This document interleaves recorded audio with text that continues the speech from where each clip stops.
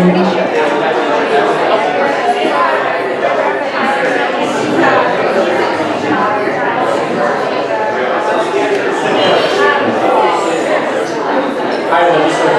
to have servers coming around asking for dietary restrictions, so just let them know.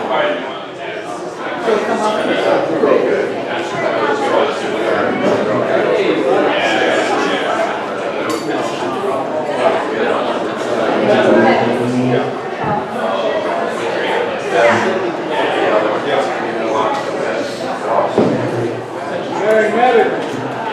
Go ahead.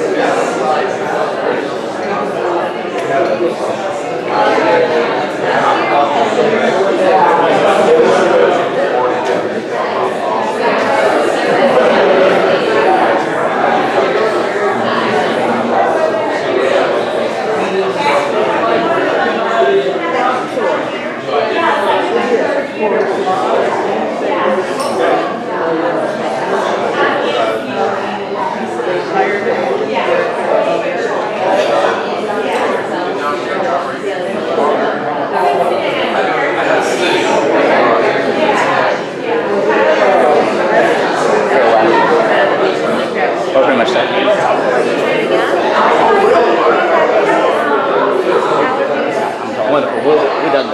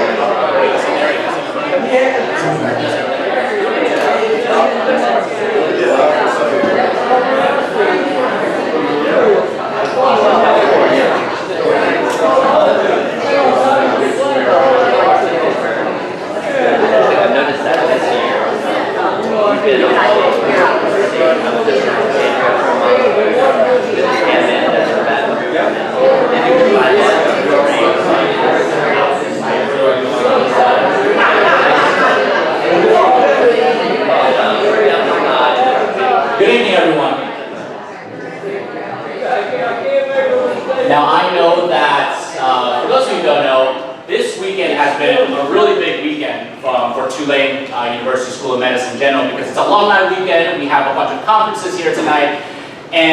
But I do feel like tonight, this room, that's the hottest ticket in town. So congratulations everyone.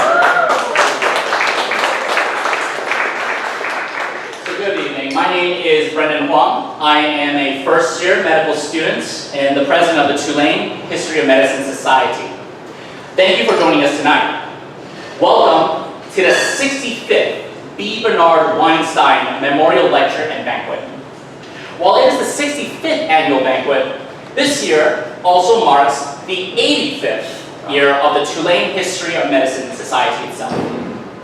The traditional support for the History of Medicine Society began with Benjamin Bernard Weinstein and his wife Clarence, and is maintained by their sons and daughters, many of whom who are here with us tonight. I would like to extend special thanks to Mr. John Weinstein for helping us coordinate tonight's festivities.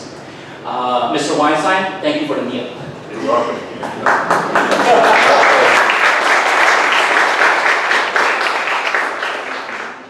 note on our venue for tonight, Pigeon and Prince.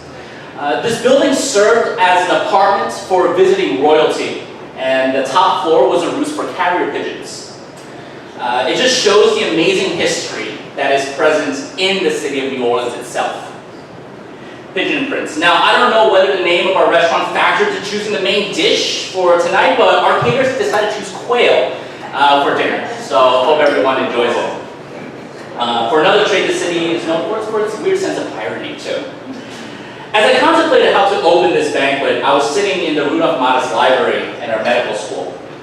While walking around the library at 2 a.m. in the morning, as a lot of medical students understand, thinking of what to say, I came upon a glass case full of medals. These medals were engraved with dates commemorating special events in medical, particularly Tulane medical history.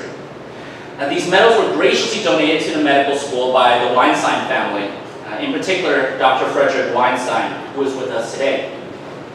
The medals teach us, as medical students, that our accomplishments in the present and future is built upon the timeless accomplishments of the past. The seemingly mundane literature that we read in our textbooks and handouts may have been scientific breakthroughs merely 20, 30 years ago. I do believe that while one can learn about history tucked away in a museum or a library, the knowledge of history could be put to good and great use by having it shared with the public and those who may want to learn from it. That is one of the main reasons why we are gathered here for a banquet and lecture tonight. To gain a sense how far medicine has progressed while enjoying an amazing meal. The other purpose for the banquet today is that it offers a chance for former members to reconnect with the history of medicine society. We are excited to have 3 former executive members of the society dining with us tonight. First, we welcome Dr. Dabney Ewan, who was the president of the society from 1950 to 1951, the very beginning of our annual lecture series. So thank you so much.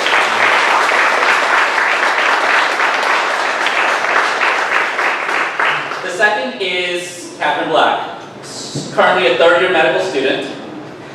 She served as the president of the History of Medicine Society from 2015 to 2016. So thank you very much.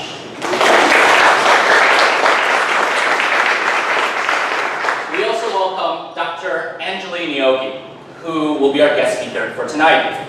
Dr. Niogi served as a society's historian from 1998 to 1999. So thank you very much for joining us today. We, the members of the History of Medicine Society, are honored to have 3 generations of the society here. We also honor Ms. Lillian Tomlinson, whose late husband, Associate Dean Wallace Tomlinson, presided over the society for many years. So thank you very much. And last but not least, we welcome Dr. Elma Ledoux, our society's current faculty advisor, who has served as a stabilizing force both inside and outside of the lecture hall. So thank you very much, Dr. Ledoux.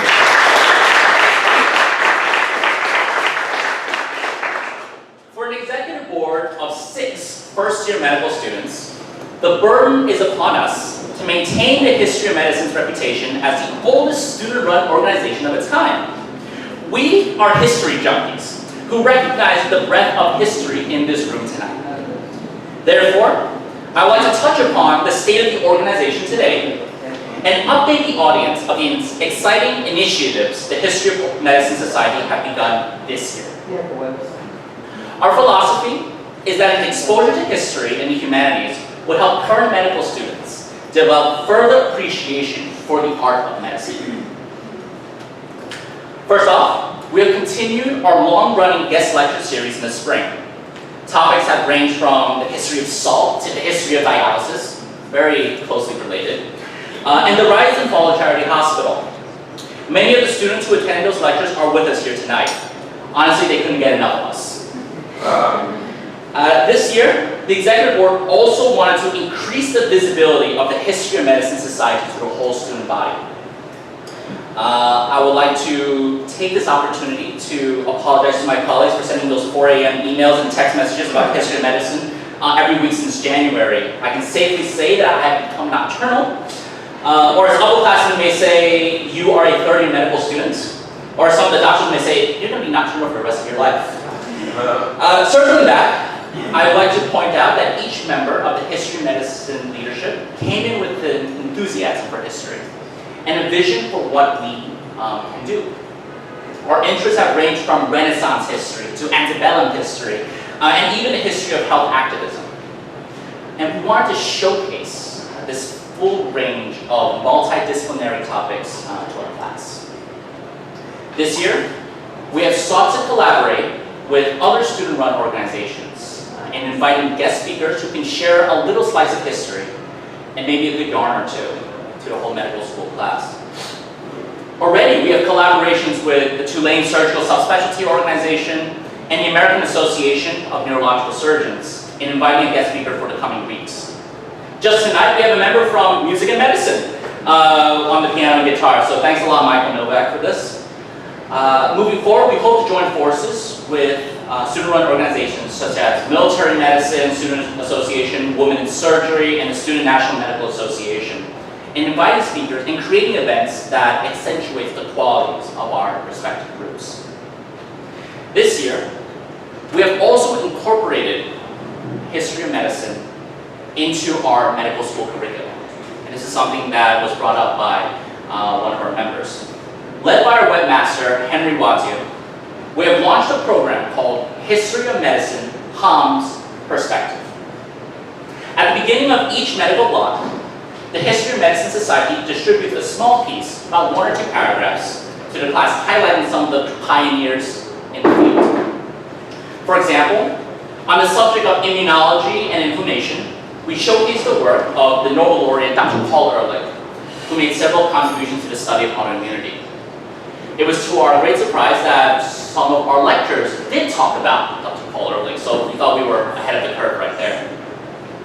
The executive board members also believe that our passion for history can extend outside the medical school and into the community.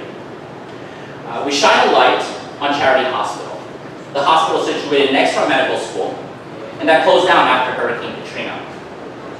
As Dr. Ledoux said in her recent History of Medicine elective seminar, ask anyone who rotated their charity, and they will have a story to tell, and usually more than one. Taking advice to heart, this year we will start a program led by our secretary, Alexander Woodbridge, called Stories of Charity. This program seeks to find caregivers who have rotated and patients who have visited Charity Hospital over the years and ask them to share a story in memory of their time spent there. We have submitted our proposal to the Alumni Association and hope that the audience members can contribute a story or two to our project. Through our efforts, we hope that the legacy of one of the most famous New Orleans institutions will not be lost in the minds and hearts of future caregivers. We also believe that it is quite apt for the society to immortalize this special day in history, for it is the 85th anniversary of the creation of the society itself. That is why speeches and lectures for the banquet will be recorded for the first time, and will later be uploaded on YouTube for all to see and remember what we have all accomplished tonight. Finally, I would like to extend a great thanks to my executive board for putting on a tremendous event tonight. When I talk to administration about our events, I always refer to our group as the team. My group, all of whom I consider lifelong friends, have provided guidance for me in times of confusion and covered up my mistakes whenever I made them. They are Treasurer David Lee, Vice President Hannah Danishevag, Secretary Alexander Woodbridge, Tech Officer Henry Wattieu, and Historian Dylan Brewer. So thank you so much.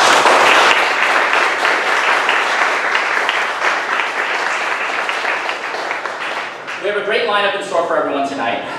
We hope that you can enjoy the good food and good people whom you're sitting with.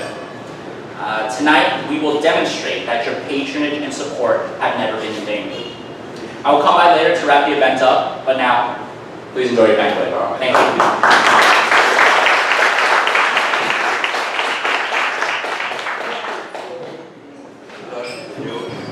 You were a good story.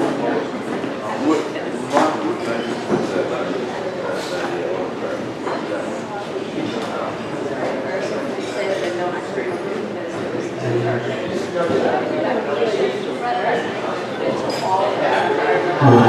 you.